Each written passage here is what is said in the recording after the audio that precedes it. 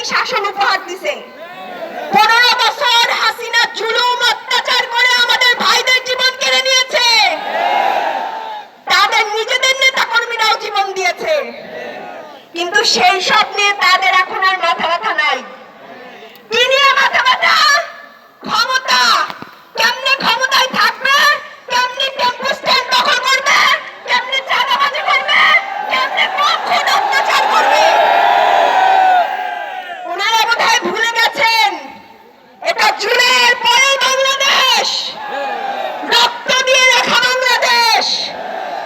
এই বাংলাদেশে আর এই অত্যাচারের রাজনীতি চলবে না।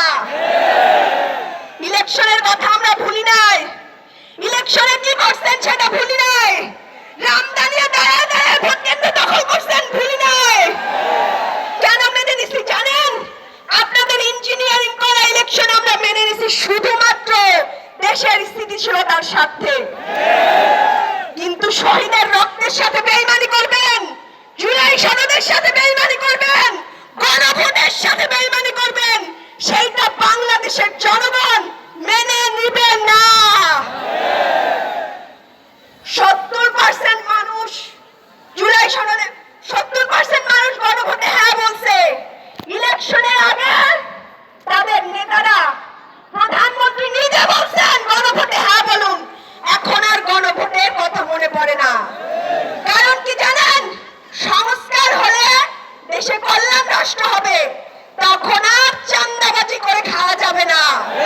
এজন্য আজকে সংস্কারের বিপক্ষে দাঁড়িয়ে গেছে। দেশ নেত্রী বেগম খালেদা জিয়া অত্যন্ত দূরদর্শী ছিলেন। তিনি বারবার সংস্কারের কথা বলে গেছেন।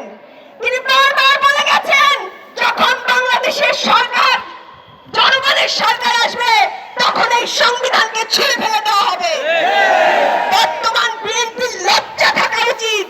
যেই নেত্রী তার জীবনটা জেলখানায় দিয়ে গেছে সংস্কারের কথা বলে বলে, তারা আজকে সেই বেগম জিয়ার স্বপ্নের সংস্কারের সাথে প্রতারণা করছে।